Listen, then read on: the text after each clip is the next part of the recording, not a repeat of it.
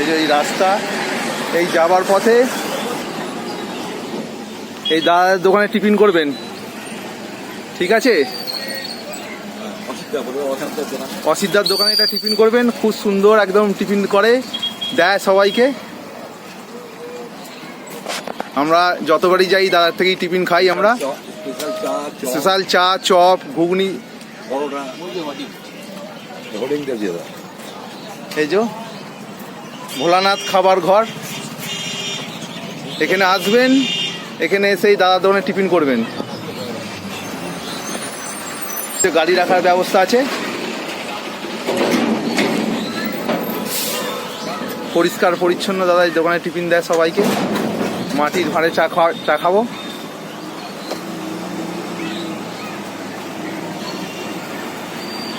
লাল চায় চিনি হবে? হ্যাঁ, হালকা চিনি।